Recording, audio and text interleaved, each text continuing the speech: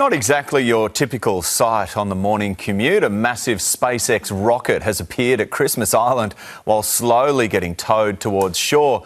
The Starship launched from Texas last month before splashing down in the Indian Ocean, thousands of k's away. Locals are lining the coastline for a glimpse of their very own piece of space history. Astrophysicist Brad Tucker joins us now. Good morning to you. Brad, how did a rocket launched all the way from Texas end up here?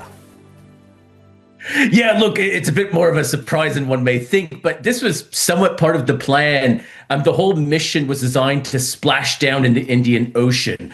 So the top part of the SpaceX rocket, called the Starship, which is the thing being towed in here, that was never designed to be recaptured. They wanted to splash down. Now, the mission worked so well, they did want to recover that. And so because it worked well, because the recovery was quite quick, that meant that they had to tow it to the nearest land, which in the middle of the Indian Ocean where they splashed down happened to be Christmas Island. Yeah, that's right. So are they going to recycle it? Are they going to reuse it? What are they going to do with it?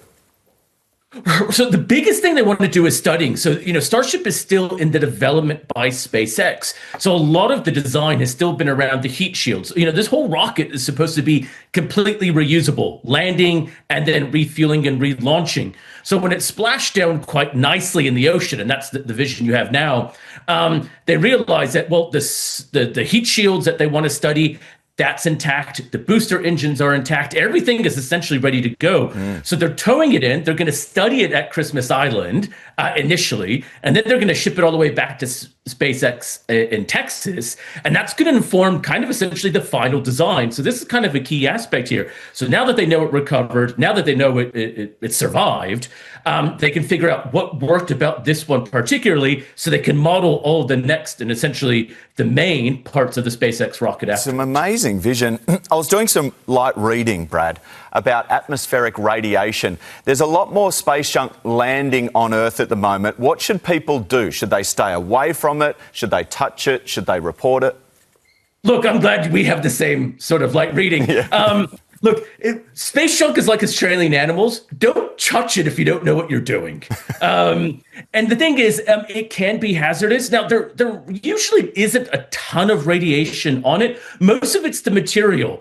So there could be a lot of hazardous material and substances. And we've seen this in bits washing up, for instance, in Queensland the other month.